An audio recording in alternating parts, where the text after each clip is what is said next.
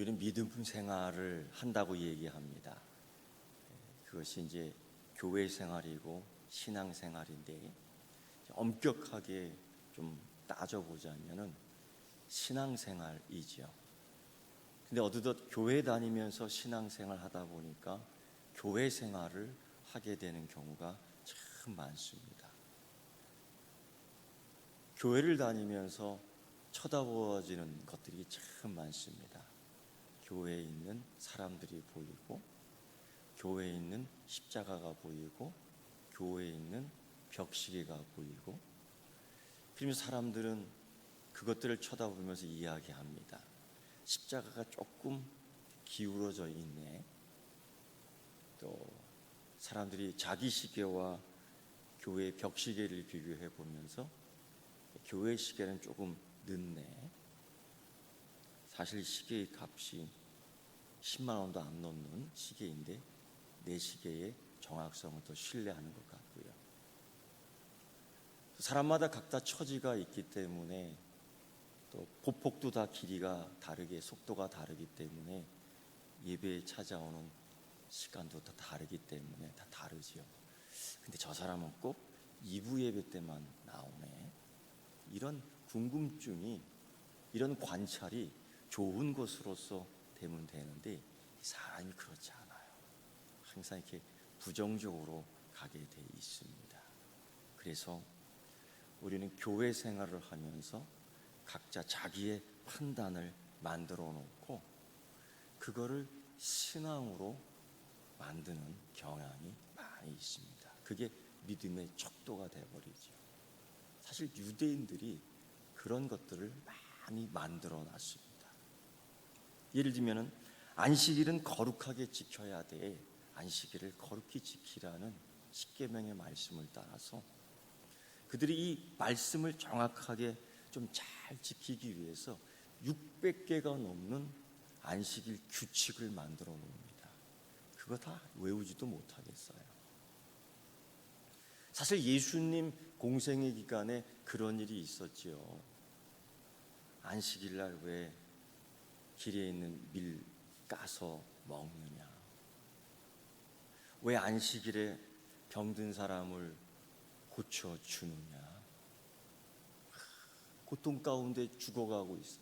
고통 가운데 너무 하루의 삶이 힘들어요. 그 고통을 이루 말할 수가 없어요. 예수님이 그를 보시고 너무 불쌍해서 정말 예수님이 가신 능력을 가지고 그를 고쳐줍니다. 이게 당연한 거라고 생각이 되는데 그렇지 않다고 생각하는 사람이 또 있는 거예요. 그들의 이유가 그렇습니다. 왜 안식일 날 일을 하는 거야? 예수님이 그렇게 말씀하셨지요. 안식일 날 너희 가운데의 재산인 소가 웅덩이에 빠졌을 때 그 소를 건져내지 않겠느냐? 당연히 건져내죠. 자기 재산인데 그 그냥 놔두면 거기서 죽 아니에요? 구해냈다는 거죠. 우리 하나님, 우리 예수님께서 자기 자녀를 그 안식일 날 질병을 고치며 찾아내는 것이 그게 뭐 어떤 일이야. 근데 우리가 그런 어떤 하나의 신앙이 아닌 우리의 규칙에 익숙한 적이 참 많아요. 그러다 보니까 교회 생활을 하게 되지. 교회에 나왔는데 이게 말씀이 들리지 않고 사람의 소리가 자꾸 들려요. 교회에 나왔는데 하나님을 만나지 않고 사람만 잔뜩 만나고 가요. 교회 나왔는데 어느덧 내 삶에 있어서 하나님 만나는 기쁨보다는 사람 만나는 짜증이 더 많아.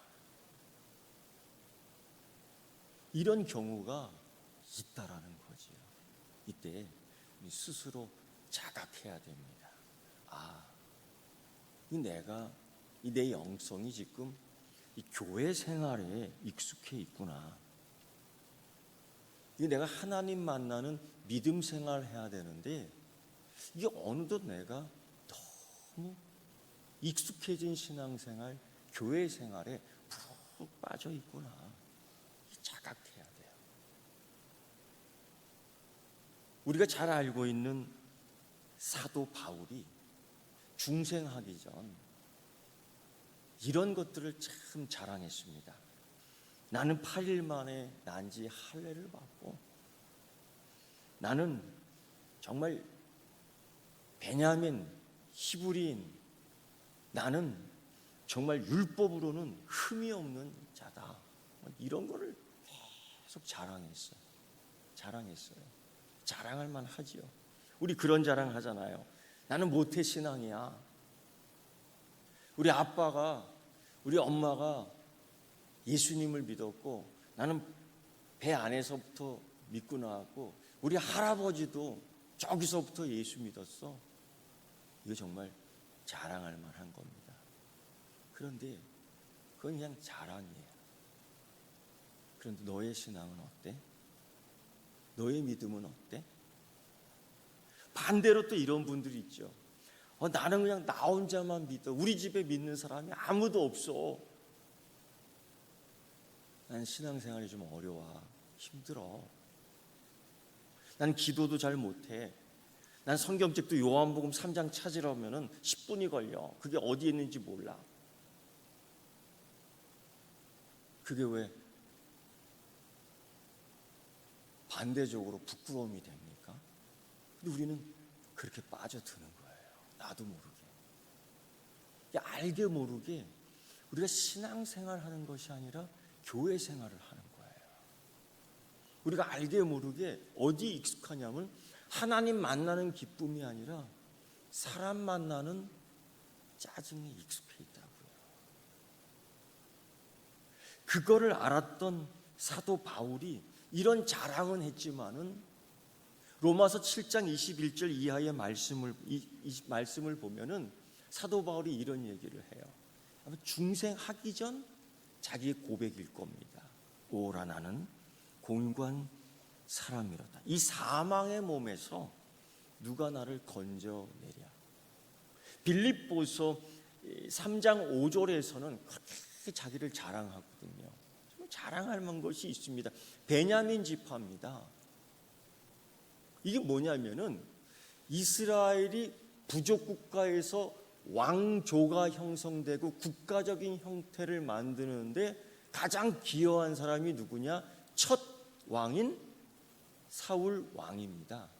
그가 베냐민 지파예요. 그러니까 왕족입니다. 대단히 자랑할 만해요. 자기는 히브리인 중에 히브리인이고 율법으로는요 바리새인인데 이게 무슨 뜻이냐? 율법에 통달했습니다. 심지어 그는 그렇게 얘기해요. 나는 로마인이다. 당시 갖고 싶었던 시민권이에요. 근데 나중에 사도 바울이 뭐래요? 우리의 시민권은 하늘에 있는 거다라고. 그리고 사도 바울이 이런 얘기하고 난 이후에 뭐라고 얘기하면 이거 다 쓰레기다 얘기를 해요. 왜? 그 이유를 우리가 알아야 될 것 같은데 이런 고민을 했던 많은 사람들이 사실은 있었습니다. 사실 우리도 알게 모르게 그런 고민이 있을 겁니다. 왜 나는 은혜를 못 받는 거야? 옆 사람을 보면서 비교할 수가 있겠죠. 저 사람은 말씀을 잘 알아듣는데 왜 나는 못 알아듣지? 제가 신학교 다닐 때에 큰 충격 한번 받은 적이 있었습니다. 옆에 있던 동료가 그 예배 시간에 은혜를 받는데 참 예배를 잘 드리더라고요.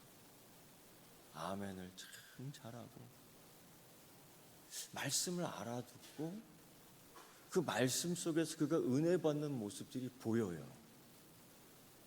근데 한순간 충격이 왔습니다. 나는 왜 안 돼? 나는 왜 안 돼? 도대체 나는 안 되는 이유가 뭘까? 거기서 또 한 번 생각했습니다.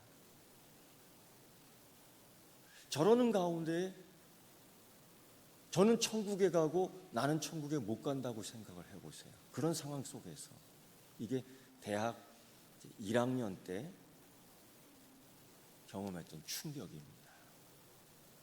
그리고서 예배가 끝나고 다 나간 자리에 저는 따라 나가지 못하고 제가 은혜 받지 못했던 그 자리,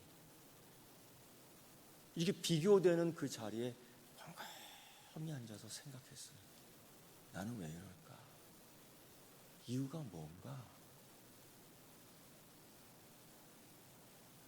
잘 몰랐어요. 그러나 이거 한 가지 결심을 했습니다. 예배 시간 될 수만 있으면 내가 은혜를 받겠다. 내가 그 시간에 어떻게든 하나님 만나겠다. 이런 아주 결심을 하고 그 이후로 그 마음을 한 번도 변하지 않았어요. 단 좋을 때는 있었지만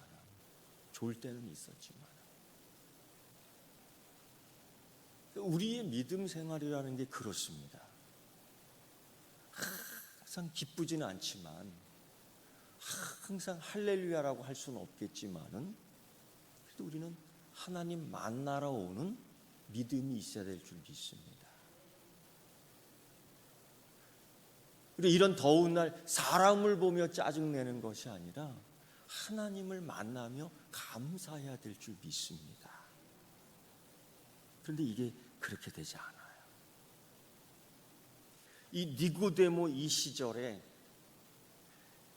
안식일을 거룩하게 지키라는 그 하나님의 말씀, 그 의미, 본질은 하나님을 만나며 하나님을 통해 기뻐하고 하나님을 통해 감사하고 하나님의 은혜에 감격해서 할렐루야를 외치고, 그리고 이 한날을 정해놓고 이 장소를 정해놓고 우리가 서로 공동체의 예배를 통해서 하나님께 영광 돌리자, 이런 의미가 있는데, 이거를 하나님 말씀은 여기다 놓고 자기들의 규정을 쫙 정해놓는 거예요. 그 600개가 넘는 규정. 그게 얼마나 피곤하겠어요. 그러니 믿음 생활이 아니라 교회 생활, 하나님 만나는 게 아니라 조직에 들어가는 거.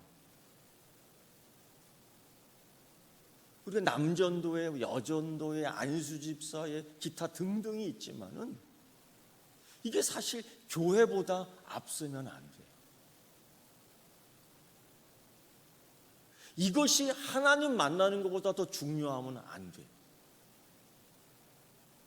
그런데 그런 거에 대한 고민이 있지만은 말을 할 수가 없었어요. 그래서 니고데모가 예수님을 찾아옵니다. 그것도 밤중에. 제자들은 깜짝 놀라죠. 왜? 예수님 잡으러 온 줄 알고. 니고데모는 너무나 유명한 사람입니다. 6,000명이 넘는 바리새인들 가운데에서도 6,000명이 넘는 그런 가운데서도 70명 예루살렘 공의회 산헤드린 공의회 임원입니다. 그러니까 어마어마한 권세를 가진 사람입니다. 이 사람이 예수님을 만나러 왔다, 밤에 왔다, 놀랄 일이에요. 근데 더 놀랄 일은 호위병도 없고 종교 경찰도 없이 밤에 찾아와 제자에게 묻는 거예요. 너희 선생을 만나면 좋겠다. 이건 뭔가 비밀스러운 이야기를 하고 싶은 겁니다. 뭐가 부족해서, 뭐가 아쉬워서. 그리고 이 니고데모가 예수님을 만나서 했던 얘기가 이겁니다. 그가 밤에 예수께 와서 이르되 랍비여, 우리가 당신은 하나님께로부터 오신 선생인 줄 아나이다. 하나님이 함께 하시지 아니하시면 당신이 행하시는 이 표적을 아무도 할 수 없음입니다. 이거는 그가 신앙 고백한 것과 다르지 않아요. 근데 아직도 좀 낮은 수준이죠. 예수님이 가나안 혼인잔치집에서 그 물로 포도주를 만드는 이적사건, 표적사건 속에서 마리아의 신앙 고백과 제자들의 신앙 고백이 확 드러납니다. 그 표적사건을 통해서. 표적의 목적이 예수의 그리스도 되심, 예수의 메시아 되심, 예수의 하나님 아들 되심을 보여주는 목적이 있는 겁니다. 그런데 이 표적 이야기를 지금 니고데모가 하는 거예요. 그러면서 이렇게 표적을 행하는 당신은 하나님이 보내신 자, 그가 행하는 일은 하나님께로서 오신 자이기 때문에 옳습니다라고 이야기하는 겁니다. 이거 바리새인 정신의 산헤드린 공회의원 70명 가운데 한 사람으로서 이거 할 소리가 아닙니다. 그런데 이걸 그 얘기를 하는 거예요. 이건 뭔가 커다란 허무한 것들이 있기 때문이죠. 이걸 사실은 사도 바울이 이야기했어요. 종교 생활이 얼마나 지쳐 있는지, 교회 생활이 얼마나 힘든지 그럴 때 있어요. 왜 이렇게 교회 다니는 게 힘들어? 십자가가 바라보지 않고 십자가가 보이지 않고 은혜를 만나지 않고 자꾸 사람이 보이고 사람을 만나게 되는 거예요. 이게 참 안식일을 거룩하게 지키라가 아니라 안식일을 거룩하게 지키기 위한 600개의 규정이 자꾸 괴롭히는 거예요. 그러니까 사실 신앙생활이 아니라 조직생활을 하게 되고 교회 생활에 만족하려고 하니 허무한 겁니다. 그러니 어느덧 은혜가 뭔지를 모르게 되고 하나님 주신 축복이 뭔지를 모르게 되고 사람들 가운데 내가 돋보여야지 만족함을 얻는 그러한 깊은 함정에 우리가 빠져들 때가 있는 거예요. 이거를 사도 바울이 중생전 바리새인 때 이미 경험한 거고 니고데모가 이러한 그 허무함 때문에 예수님에게 찾아와 질문을 하는 겁니다. 영생에 대해서. 이때 예수님이 다시 태어나야 된다라는 중생을 이야기해 주는 거죠. 근데 사실 여러분, 그 시대의 목적이 그겁니다. 내가 어떻게 하면 구원받을 수 있고 내가 어떻게 하면 영생을 취할 수 있을까? 예수님 공생의 시기 때에 그 젊은 관리 부자 청년이 하나 있었습니다. 그가 예수님께 찾아와 넙죽 절하는 거죠. 사람들 보라는 듯이. 내가 어떻게 해야 영생을 취할 수 있습니까? 내가 어떻게 해야 영생을 받을 수 있습니까? 하면서 자기가 자랑할 만한 것들을 다 얘기해. 사도 바울처럼 나는 8일 만에 할례를 받고 이스라엘 족속이요 베냐민 지파요 히브리인 중에 히브리인이요 율법으로는 바리새인입니다. 이것과 마찬가지로 나는 11조와 나는 금식과 나는 정한 기도와 심지어 우리 조상 이 신앙에 나는 세습을 받고 이런 종교인이 됐습니다 라고 얘기를 해요. 그때 예수님이 그 젊은 이를 정말 사랑했어요. 왜? 그 사람 마음에는 진짜 영생을 추구하는 마음이 있은 겁니다. 그래서 그렇게 얘기하죠. 사도 바울도 이렇게 얘기하고 난 후에 나중에 자기의 신앙 고백 때 그렇게 얘기해요. 이거 다 쓰레기입니다. 다 필요 없는 거예요. 근데 예수님도 동일하게 그렇게 그걸 가지고 자랑했던, 그게 그렇게 자부심이 있었던 그 청년을 향해서 이렇게 얘기합니다. 그 모든 걸 다 팔아 가난한 사람들에게 주고 나를 따라라. 예수님이 하신 말씀 가운데요, 좀 의미 있게 들어볼 필요가 있어요. 그걸 다 팔아 집에 두고 와라, 이게 아니에요. 그걸 다 팔아서 가난한 사람들에게 주고. 왜 주라는 겁니까? 그거 갖고 영생을 추구하는 게 아니고 그거 갖고 하나님 만나는 게 아니고, 그거 갖고 기쁨을 갖는 게 아니고, 사도 바울처럼 분토처럼 여긴다, 배설물처럼 여긴다고 예수는 이미 그걸 다 버리라는 거예요. 쓸데없다. 근데 이 부자 청년 이가 참 고민해요. 근심해요. 근데 그가 그걸 버리지 못합니다. 그리고 근심하면서 예수님을 떠납니다. 그리고 난 후 예수님이 뭐라고 말씀하냐면, 천국의 문은 낙타가 바늘귀로 들어가는 것, 아니 낙타가 바늘귀로 들어가는 것, 이게 더 어렵다고 얘기한 거예요. 그 고민이 있는데, 그 허무함이 있는데, 그리고 사도 바울은 이러한 고민, 이러한 허무함 가운데 이 고백을 한 후에 로마서 8장 1절에서 그렇게 얘기하죠. 그러므로 이제 그리스도 예수 안에 있는 자에게는 결코 정죄함이 없나니, 이는 그리스도 예수 안에 있는 생명의 성령의 법이 죄와 사망의 법에서 나를 해방하였음이라는 자유를 선포합니다. 아, 성령의 법이 우리가 만든 600개의 법이 아니라, 사망의 법이 아니고, 자기 기준의 법이 아니고, 자기 시계가 아니고,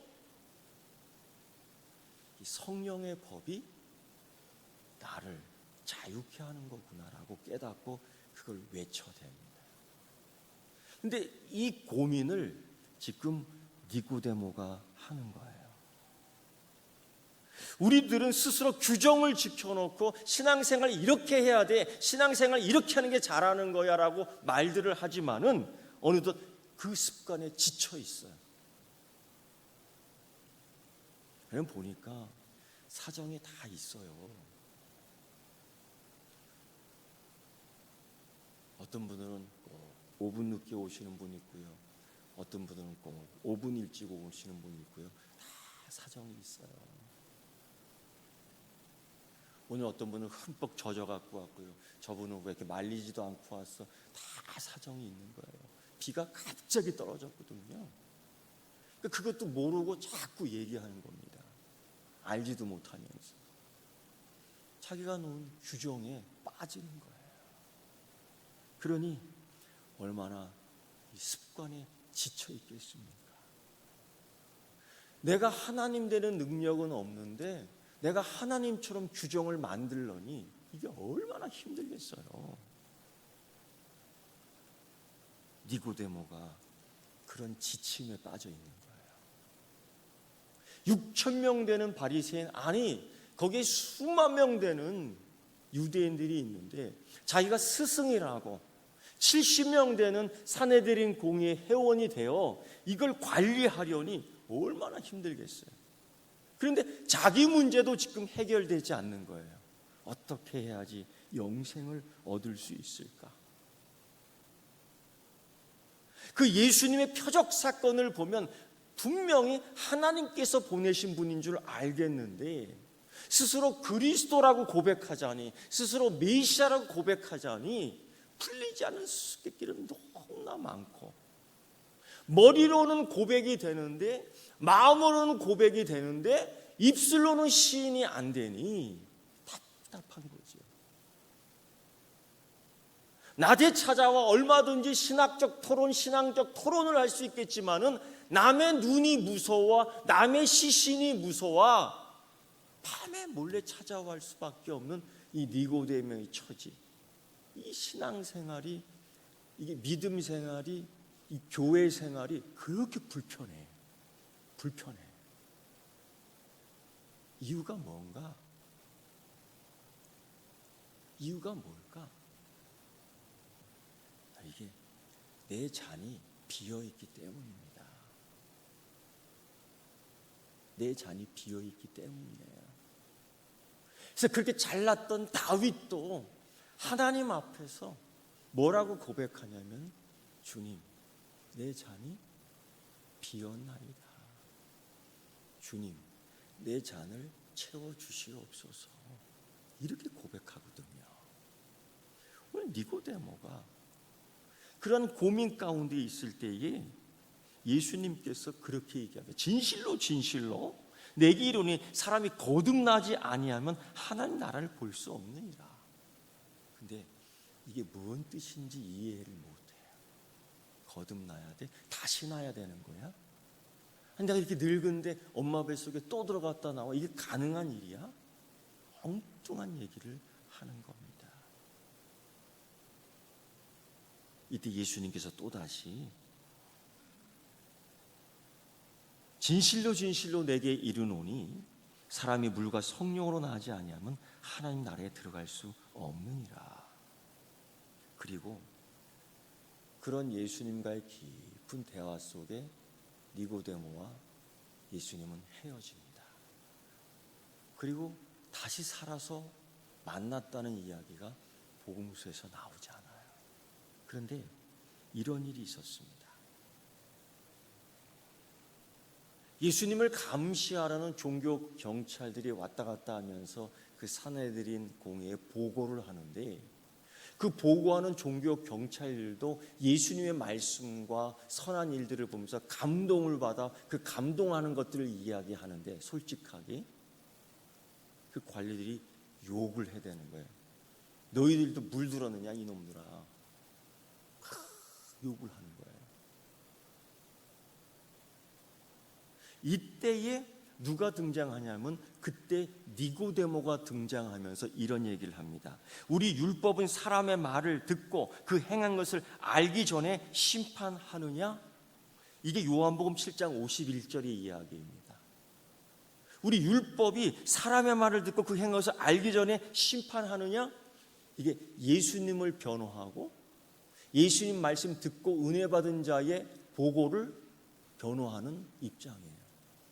이때에 산헤드린 나와 있던 그 바리새인들이 일제히 뭐라고 얘기하면, 네가 바리새인, 네가 갈릴리 사람이냐? 이게 무슨 얘기냐면 그 당시에 전형된 욕설이 하나 있습니다. 갈릴리 사람이야? 갈릴리에서 선한 것이 날 수 있어? 이게 나다나엘, 예수님의 제자 전 나다나엘의 이야기까지, 나다나엘마저도 갈릴리인이 자기한테 욕하는 거예요. 매일 듣던 얘기예요. 사람들은 이 입에 이게 익숙해 있습니다. 갈릴리에서 나온 것들이 어떻게 선할 수 있으냐, 이 욕설을 이 산헤드린 공회에서 하는 거예요. 이때 디모데가 이 누굽니까? 니고데모가 등장해 변호를 하다가 그만 쑥 들어가죠. 이 3장과 7장의 차이예요. 그리고 난 후에 니고데모가 언제 한번 나오느냐? 예수님이 십자가 못 박혀 죽으시고 안식일이 다가오매 누구도 그 시체를 건드리지 않습니다. 부정타니까. 이때에 니고데모와 또 한 사람 산헤드린 공회 아리마대 요셉이라는 사람과 합류해서 그 시신을 내려봤습니다. 또 있었다는 거예요. 그러한 사람이. 그러면서 요한은 뭘 보여주고 싶으냐? 니고데모도 예수님의 제자가 되었다는 거죠. 그때의 그 고민, 나는 왜 이렇게밖에 믿을 수 없을까? 나는 왜 신앙생활을 해야 되는데 나도 모르게 왜 교회 생활에만 익숙해 있는 걸까? 나는 교회 나오면서 왜 하나님 만나는 걸 우선으로 하지 않고 자꾸 사람 만나는 거에 익숙하려고 그러고 사람들 가운데 들어가려고 할까? 왜 자꾸 사람을 따라가려고 할까? 성령 따라가지 않고. 그럼 우리 이런 고민을 해야 될 줄 믿습니다. 그때의 니고데모도 마찬가지고, 그때의 사도 바울도 마찬가지고, 그때의 다윗도 마찬가지고 깨달은 게 있어요. 그게 뭐냐면 내 잔이 비어 있구나. 그래서 취했던 방법이 뭐냐? 그 잔을 하나님 앞에 보이는 거지. 사람에게 보이려고 했던 그 모든 것, 거짓, 가면을 쓴 것, 가짜가 아니라 진짜 내가 갖고 있는 빈 그릇 말입니다. 그거를 하나님 앞에 보이는 거예요. 다윗이 그러지 않습니까? 하나님, 내 이 빈 잔을 하나님께 드립니다. 그 의미는 뭐예요? 주님, 채워주시옵소서. 갈릴리 가나의 혼인잔치에 이 포도주가 다 비어있지 않습니까? 겉은 멀쩡하지만은 알잖아요. 이거 큰일 나겠는데? 이 잔치 큰일 나겠는데? 우리 알잖아요. 내가 이런 믿음 생활, 아니 이런 교회 생활, 이런 조직 생활 속에서 내가 하나님 은혜 받는다는 건 참 이거 큰일 나겠는데? 그걸 알았던 마리아는 예수님 모셔오면서 그때 신앙 고백하는 거예요. 오늘 예수님 만나면서 니고데모는 여기까지의 신앙 고백이 이루어집니다. 하나님께로부터 오신 선생인 줄 압니다. 하나님이 함께 하시지 아니하시면 당신이 행하신 이 표적을 아무도 할 수 없습니다. 이거는 그 당시 예루살렘 6,000명 가운데에 70명 되는 뽑은 이 바리새인 가운데 이 바리새인, 이건 사도 바울보다 더 높은 격 있는 니고데모입니다. 그의 이 고백은 빈잔을 보인 거예요. 내가 이런 고민에 있습니다. 그때 예수님께서 말씀하신 거죠. 영생, 중생. 영생, 중생. 그가 그러나 못 알아듣잖아요. 왜? 너무 이 조직 생활에 익숙해 있고 그저 갈릴리 이야기만 하잖아요. 갈릴리 이야기. 그게 익숙한 공동체예요. 그게 익숙한 사회예요. 갈릴리 이야기 아니면 또 뭐예요? 이거잖아요. 나는 바리새인이요. 난 8일 만에 할례를 다행했고, 나는 유대인 중에 유대인이요. 율법으로는 흠이 없는 자로다. 우리가 사실 이런 거 자랑하지 않습니까? 그런데 후에 니고데모도 그렇고 사도 바울도 그렇고 다윗도 그렇고 잔을 들잖아요. 마리아는 빈 항아리를 보이지 않습니까? 왜? 채워 주시옵소서. 성령으로 채워 주시옵소서. 은혜로 채워 주시옵소서. 감사로 채워 주시옵소서. 다른 거로 채울 수 없습니다. 갈릴리 욕한다고 채워지지는 거 아닙니다. 나는 이런 사람이야 자랑한다고 채워지는 거 아닙니다.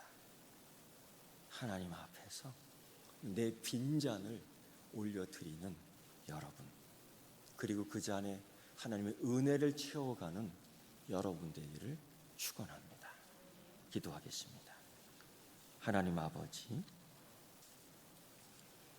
감사와 찬송과 영광을 드립니다. 성령을 만난 사람들 가운데 내가 하나님의 성령을 만나며 항상 충만한지 고민하게 하여 주시옵소서. 이 고민을 통하여 내 잔을 하나님 앞에 보일 수 있게 하여 주시옵소서. 예수님의 이름으로 기도드리옵나이다. 아멘.